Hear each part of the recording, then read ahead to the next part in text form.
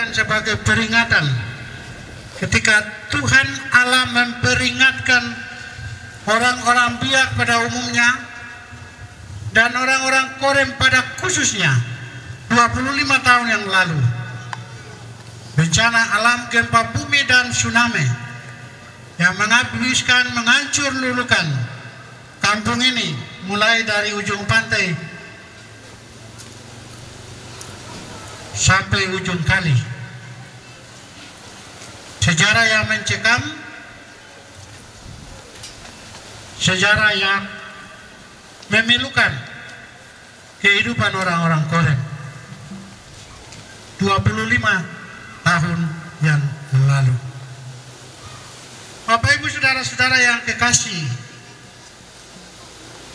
dari 3 pembacaan ini saya memberikan tema perayaan ini. Tema itu berbunyi, Injil adalah kekuatan Allah yang menyelamatkan. Injil adalah kekuatan Allah yang menyelamatkan. Saudara-saudara yang kekasih, Paulus adalah penjahat.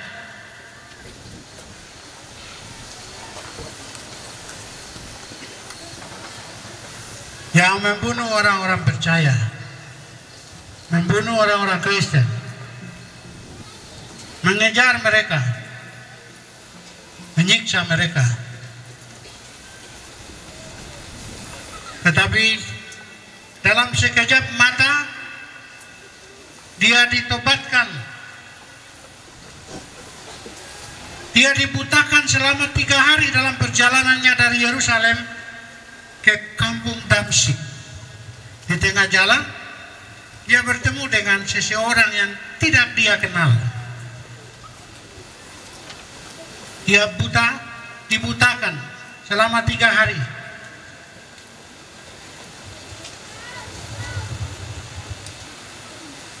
Lalu ia bertanya, mengapa mataku buta? Mengapa aku tidak melihat?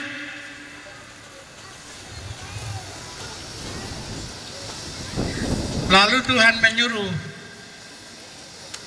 Tuhan bersuara kepadanya, Saulus, Saulus, mengapa engkau menganiaya aku? Mengapa engkau menyiksa aku?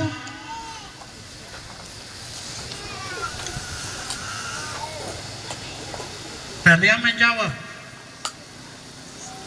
ya Allahku, ya Tuhanku, siapa engkau?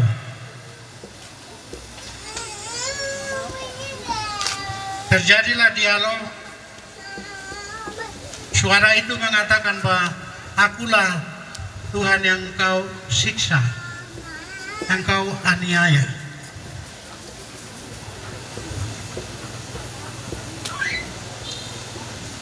Dan Tuhan membuka matanya, dan dengan begitu ia bertobat. Dia menjadi orang yang sadar. Bapak Ibu saudara-saudara, peristiwa kebutaannya sampai kepada matanya tercelikkan kembali menjadi dasar pengakuan baginya pada bacaan kita yang pertama. Paulus berkata, aku mempunyai keyakinan yang kokoh dalam Injil. Kalimat ini mengatakan karena Injil adalah kekuatan Allah yang menyelamatkan setiap orang percaya. Dari sini kita tahu kenapa Paulus mempunyai keyakinan yang kokoh dalam Injil. Karena Injil adalah kekuatan Allah, bukan kekuatan manusia, tetapi kekuatan Allah yang menyelamatkan. Itu sebabnya waktu Allah mengutus anaknya ke dalam dunia ini, Allah memberikan nama kepada anaknya Yesus dalam bahasa Ibrani, Yeshua, dan dalam bahasa Yunani, Soteria. yang artinya juru selamat. Kalau begitu saudara-saudara, di mana kita bisa menemukan kekuatan Allah yang menyelamatkan kita? Di mana kita bisa menemukan kekuatan Allah yang dapat menyembuhkan kita? Tidak ada di tempat lain. Tidak ada di mana-mana, tidak ada di kali, tidak ada di gunung. Hanya di dalam Injil. Injil itu adalah kabar baik. Injil itu adalah kekuatan Allah. Dan Injil itu adalah keselamatan Allah. Karena itu orang tidak bisa mencari keselamatan, kekuatan di dalam Injil. Karena Injil itu adalah satu-satunya kekuatan yang menyelamatkan setiap orang yang percaya. Kebanyakan orang Kristen merasa sudah hidup dengan Injil. Tapi pertanyaannya adalah, apakah kita sudah memiliki Injil itu?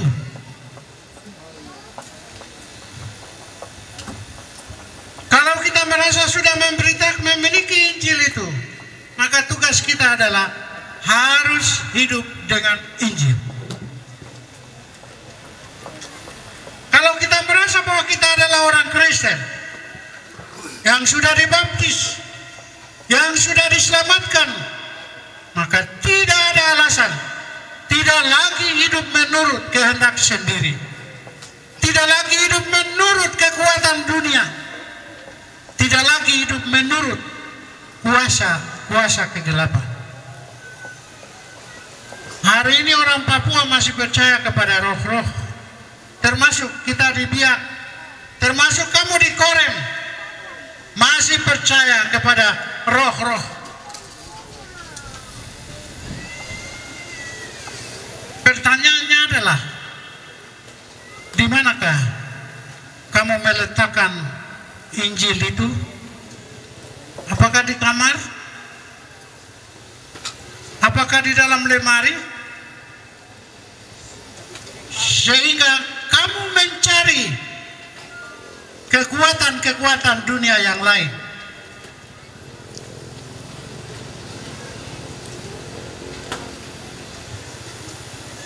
Sudah jelas bahwa Injil itu kekuatan yang menyelamatkan kamu.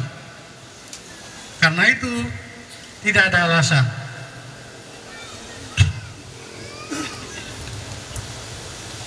"97 tahun yang lalu Injil itu tiba di pantai Korem, di kali Korem.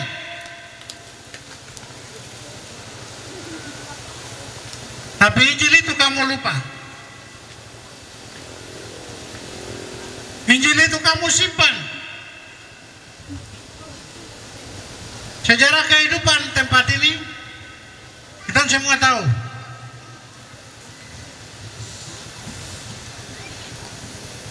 Orang Korem lupa Tuhan.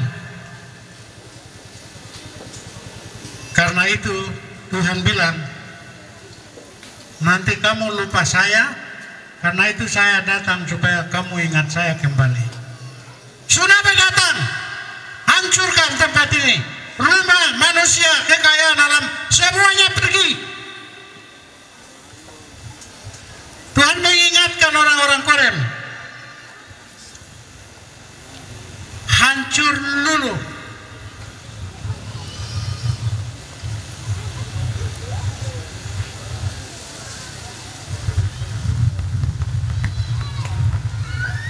Tetapi Tuhan mengingatkan kembali. Hari ini saudara-saudara berkomitmen untuk mengaku buat Tuhan seperti Yakub.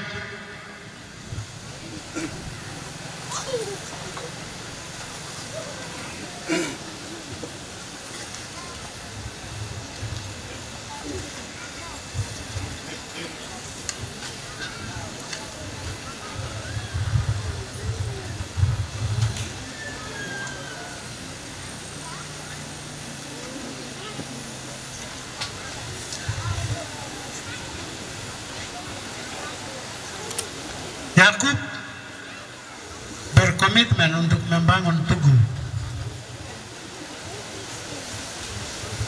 peringatan peringatan akan perjanjian Tuhan. Di bagian pembacaan kita tadi yang ketiga, dan batu yang kudirikan sebagai tugu ini menjadi rumah Tuhan.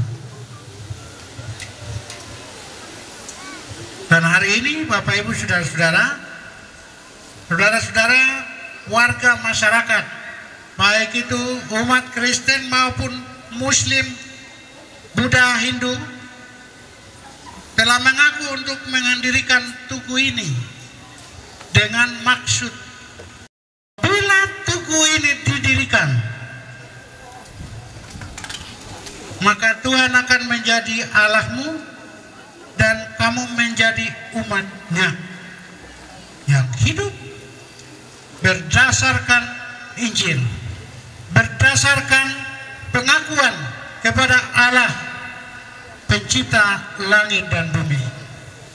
Karena itu kalau kita baca selanjutnya, Tuhan Allah akan berjanji bahwa tidak akan menghukum kamu lagi. Tuhan Allah tidak akan menghukum pihak utara lagi. Tuhan tidak akan menghukum pihak Nuswar lagi. Tandanya apa? Tandanya pelangi yang berwarna-warni. Disitulah menunjukkan janji Allah bahwa Dia akan menolong, Dia akan melindungi, Dia akan menyertai orang-orang biak utara dari penghukuman. Dan itulah kasih-Nya. Kita bersyukur karena Dia masih mengasihi kita. Dia masih mau menolong kita dengan memberikan janji, jaminan.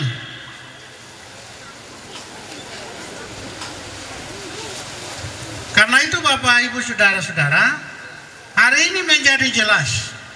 Kembalilah kepada Tuhan. Percayalah kepada Injil. Karena Injil itu adalah satu-satunya kekuatan Allah. Tidak ada di luar Injil yang menyelamatkan kecuali Injil itu. Injil itu akan memelihara, Injil itu akan membuat hidup itu menjadi indah, menjadi bahagia. Tapi dengan Injil itu juga saudara diantar masuk ke surga. Di luar itu no. Orang Kristen percaya kata-katanya Yesus Kristus, akulah jalan kebenaran dan hidup. Tiada seorang pun datang kepada penghakiman terakhir melihat Bapa kalau tidak melalui Yesus. Amin. Kamu percaya kan tidak? Jangan di mulut saja percaya, tapi perbuatanmu beda dengan hal percaya. Mencuri, mabuk, bikin kacau, suka pegang tombak, parang, kejar mengejar. Itukah percaya Yesus? Hah? Kalau begitu kamu stop toh. Berhenti, bertobat, sadar. Karena semua itu hanya membawa kepada jalan menuju ke kali Korem yang menenggelamkan kamu. Ya, itu jelas. Injil hanya merupakan jalan keselamatan. Tidak ada Injil-Injil lain. Tidak ada ajaran-ajaran lain. Tidak ada orang yang mengatakan bahwa kami di sini ada Tuhan Yesus. Kami di sini ada Roh. Jangan menyangkal Yesus yang mengatakan bahwa akulah jalan kebenaran. Di dalam golongan Kristen kita sering berkelahi, bertengkar dengan memihak, mengatakan bahwa kami yang lebih benar. Dari mana itu? Kau dapat itu dari mana? Saya mau tanya, ada pendeta-pendeta lain di sini? Tidak ada ajaran Alkitab bahwa gereja ini yang benar, gereja itu yang benar, gereja itu yang salah. Gereja ini tidak ada Roh Kudus, omong kosong.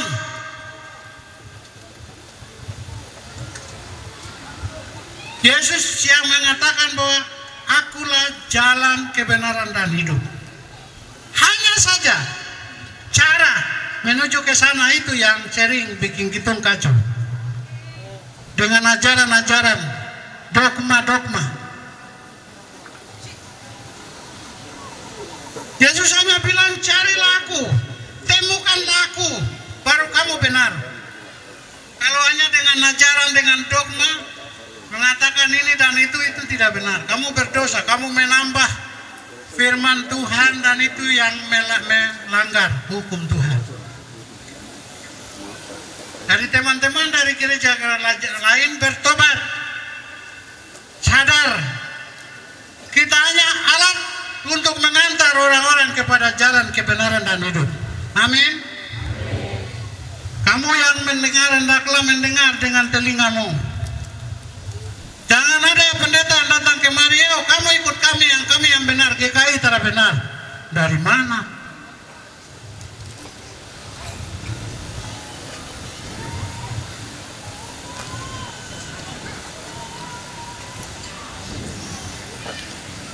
Alkitab hanya mengajar persatuan dan kesatuan, tidak mengajar perpecahan. Kalau ada orang yang melakukan perpecahan di kampung jemaat, dia adalah pelaku dosa. Ya, kamu yang sudah mendengar firman bertobat, tidak usah keras kepala. Baca firman itu karena kamu sudah dengar Injil. Kalau kamu telah dengar, nanti tsunami itu akan kembali menghantam keluargamu, hidupmu, pribadimu. Orang Kristen itu harus hidup benar. Jangan hidup tidak benar baru membela diri. Bapak Ibu saudara-saudara, hari ini kita semua sama tahu orang yang mabuk naik motor tabrak, orang bilang ada itu jalan Tuhan. Dari mana itu? Itu jalan setan. Jadi sebenarnya tidak usah ada ibadah pemakaman, bawa ke sana, lempar saja, sudah habis, tidak usah doa. Iya toh? Jangan naik motor minum mabuk sampai mati baru bilang aduh kasihan Tuhan panggil dia karena Tuhan sayang dia.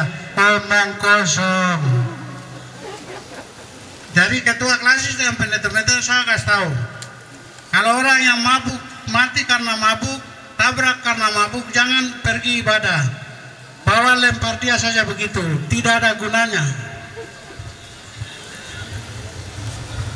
Iya toh? Daripada pusing. Sudah begitu baru bilang kubur di pinggir rumah lagi. Waduh, parah. Kamu semua parah. Tidak mau dengar penatua sama pendeta di jemaat. Sudah salah baru mau atur pendeta lagi. Omong kosong besar. Jadi hari ini menjadi peringatan bagi orang-orang Korem. Siapapun engkau pintarkah, engkau bodohkah, engkau punyakah, tidak punyakah, tobat, sadar, kembali kepada firman, jangan kembali kepada kali-kali. Hari ini ada orang-orang jalan berdoa di kali-kali.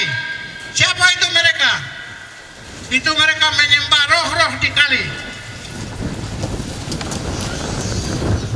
Ya, saya kasih tahu kamu, stop. Biarkanlah roh-roh yang merupakan ciptaan Tuhan berkampung di sana. Kenapa mau usir mereka? Itu sama saja dengan menyembah mereka.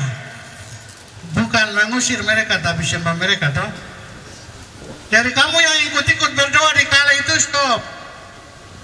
Cari Tuhan Yesus saja.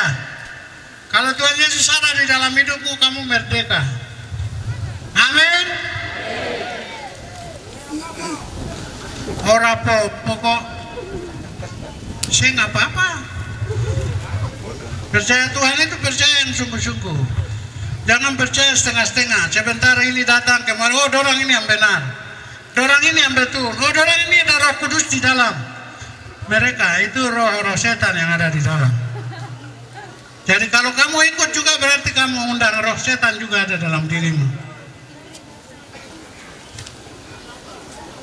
Jalan Tuhan itu jalan yang bersih, jalan yang tidak belok-belok, jalan yang tidak masuk ke luar rumah. Kalau kamu sudah terima Injil itu, jangan terima Injil yang lain. Karena Injil itu adalah kabar baik. Kalau kamu sudah dengar itu, sudah lakukan dalam hidupmu. Karena itu Bapak Ibu Saudara-saudara, hari ini mengajarkan kita suatu posisi kehidupan yang baru. Kehidupan yang baru itu yang disebut dengan hiduplah di dalam roh. Mungkin di hari ini kita tidak melihat banyak mujizat, tapi mujizat itu kita sudah lihat baca dalam Alkitab. Kenapa mau cari mujizat? Mujizat itu yang penting kau percaya kepada Allah, maka hidupmu akan berjalan dari mujizat yang satu ke mujizat yang lain. Itu yang baca Ishak Samuel Kene bilang, orang yang percaya dengar-dengaran akan berjalan dari tanda heran yang satu ke tanda heran yang lain. Kamu hebat sekali, hafal itu kuat, tapi praktekannya itu susah. Bapak Ibu Saudara-saudara yang kekasih dalam Yesus Kristus,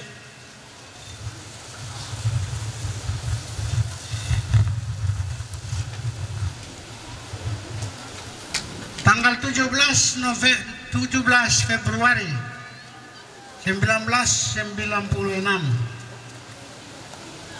tidak ada yang menyadari bahwa peristiwa bencana yang terjadi di Lautan Pasifik, di dasar bumi, di dalam kedalaman 30 km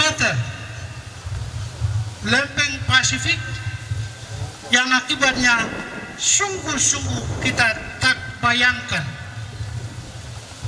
Saat jarum jam menunjukkan pukul 15 sore, gempa dengan kekuatan 8,6 skala Richter terjadi.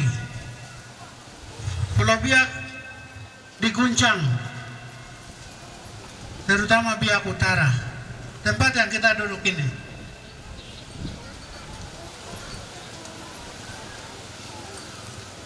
Goyangan yang kencang selama 10 sampai 20 menit, memicu kepanikan. Kendaraan-kendaraan dihentikan di tengah jalan. Mereka yang sedang olahraga sore, mereka yang jaga kios, mereka yang pulang dari kebun, tiarap, bahkan tidur. Bayangkanlah kekuatan gempa tersebut meluluh lantakan hampir sepertiga wilayah pesisir Biak, sekitar 20.000 jiwa warga Biak yang bermukim di wilayah kampung-kampung, terutama di Korem ini, terguncang.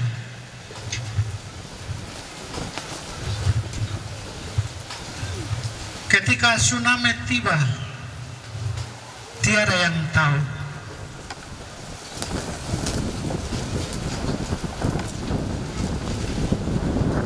Warga masyarakat Korem banyak yang meninggal tertimpa oleh air bah itu. Ada ada yang terbawa arus gelombang yang dahsyat. Ketika itu mayat-mayat berkelimpangan terkubur di pantai ini. Puluhan sampai ratusan penduduk di kampung Korem ini terkena musibah dan kehilangan tempat tinggal.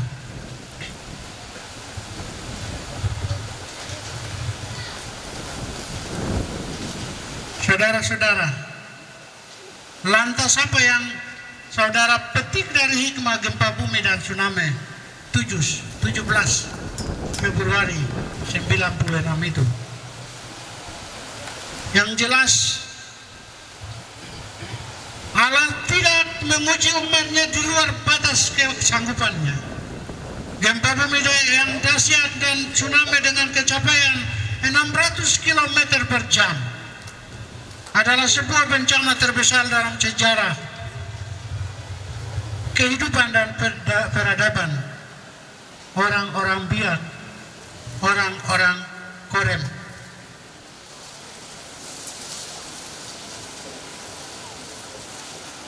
Mengapa bencana sedahsyat tsunami 17 Februari 1996 ini harus terjadi di Biak? Bukankah Biak daerah Injili yang menjalankan kehidupan kekristenan? Tercatat 99% masyarakat Kabupaten Biak Numfor, khususnya Biak Utara, menganut agama Kristen, percaya kepada Yesus. Kenapa gempa sekuat 8,6 skala Richter dengan tsunami sedahsyat itu tidak terjadi di daerah lain yang tidak percaya kepada Yesus? Mengapa?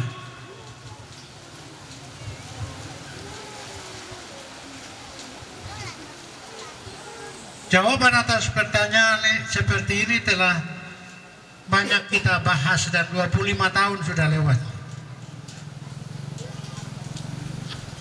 Yang intinya sebenarnya adalah Allah tidak menguji kita, tapi Allah memberi pelajaran, peringatan kepada kita.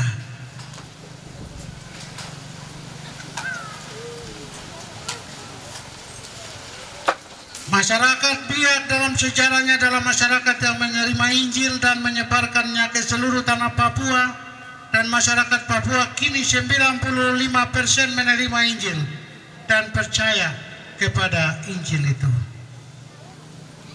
Begitu halnya dalam menghadapi bencana gempa bumi dan tsunami yang luar biasa dahsyatnya. Kenapa bencana ini harus terjadi di Biak? Soalnya masyarakat Biak telah dipilih oleh Allah menjadi pionir bagi tanah Papua. Tapi kenapa? Kenapa?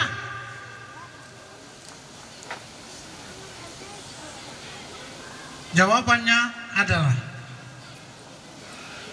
Allah menegur kita, orang-orang Biak, orang-orang Biak Utara. Barangkali sudah lalai, sudah lupa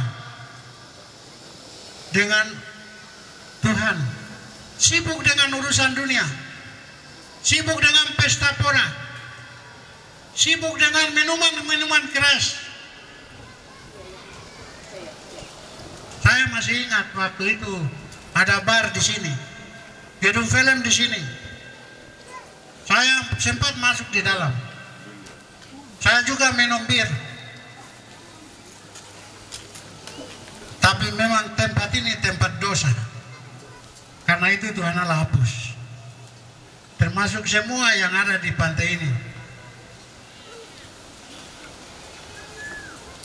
Pak Camat waktu itu Pak Paru kah? Ya, Pak Paru dengan masyarakat waktu itu lupa Tuhan. Makanya Tuhan tegur kamu semua.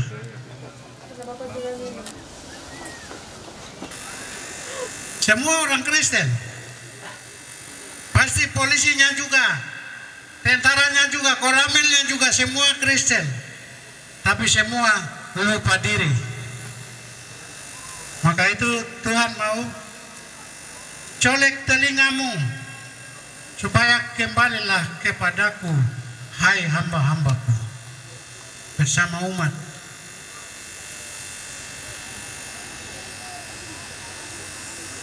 Nah, karena itu momentum ke-25 tahun tsunami di Biak Utara sesudah semestinya menjadi pelajaran berharga untuk kita berubah ke arah yang lebih baik.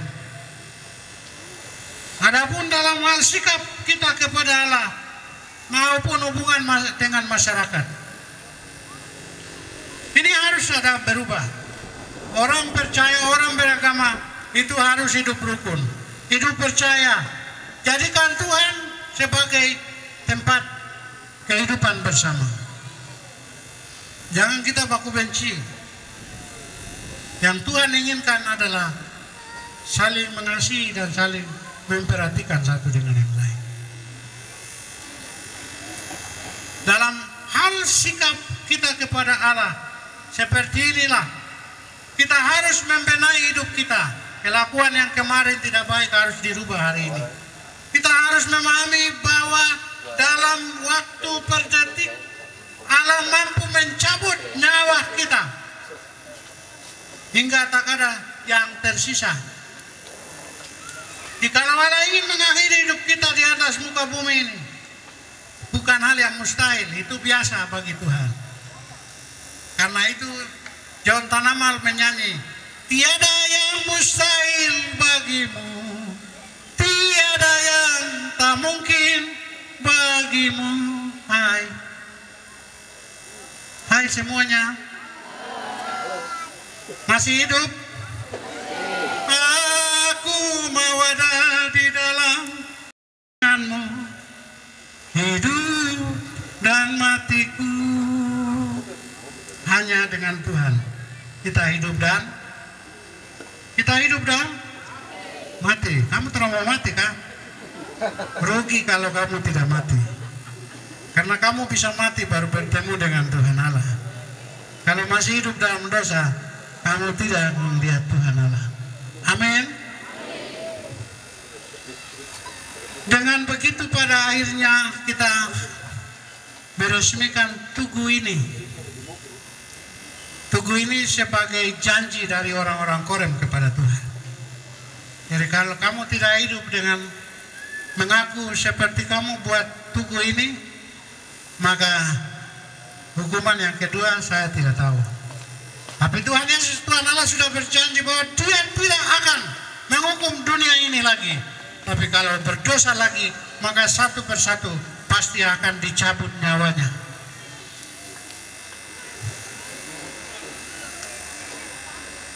Karena itu para saudara-saudara perlu pahami mengapa saudara harus membangun tugu dan apa makna teologisnya, makna rohaninya bagi saudara-saudara ke depan.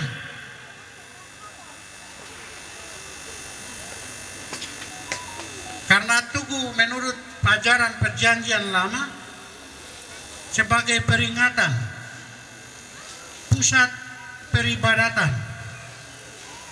agama.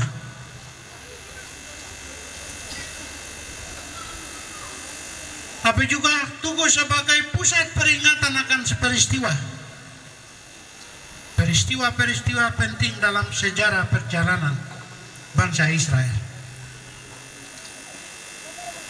Karena itu kalau ke depan tugu ini tidak dilihat sebagai suatu peringatan bagi orang-orang Korem, maka percuma iman kepada Yesus itu kamu nampakkan lewat tugu seperti ini. Tugu ini mengingatkan orang-orang Korem untuk kembali kepada Injil.